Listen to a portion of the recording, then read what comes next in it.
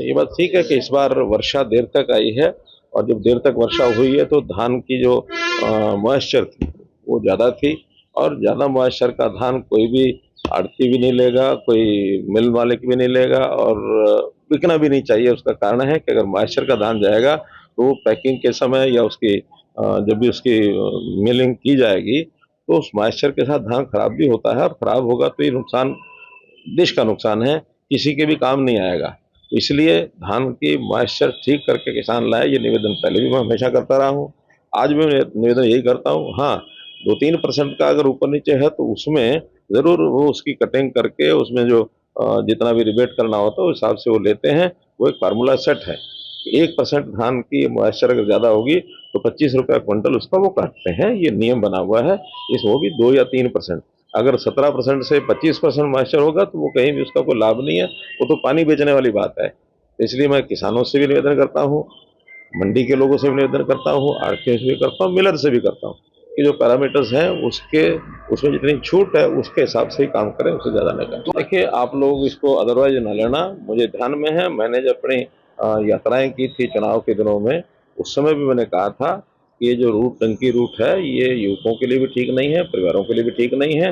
हालांकि मुझे पता है कि इसकी आलोचना लोग करते हैं। हम चाहते हैं युवकों को रोजगार मिले, उनकी कौशल, उनकी शिक्षा ये बढ़कर के हो। लेकिन जहाँ भी कहीं विदेश में जाना है विधिवत तौर तरीके से जाएं। हम उसमें पासपोर्ट बनाने में भी उनकी सुविधा है, उनको सुविधा देते हैं, उनको वीज़ा लेके देने में भी सुविधा देते हैं और वहाँ प्लेसमेंट में भी।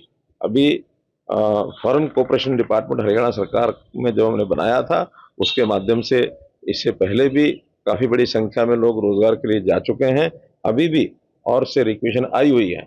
बहुत से केयर टेकर इनकी आवश्यकता है, ड्राइवर्स की आवश्यकता है, तरह तरह की आवश्यकताएं वहाँ काम की पड़ती रहती हैं। मैं स्वयं विदेश में एक बार दुबई ऐसे जो एजेंट्स हैं जो विधिवत तौर तरीके से लोगों को लेके जाते हैं उनसे मेरी मीटिंग भी हुई थी और हमें उन्होंने कहा था कि हम देश भर से 1 लाख लोगों को यहाँ लाने के लिए तैयार हैं। शर्त यही है कि विधिवत तौर पर वो जाएं, बिना तौर तरीके से जाएंगे तो हर देश अपने अपने तरीके से काम करता है।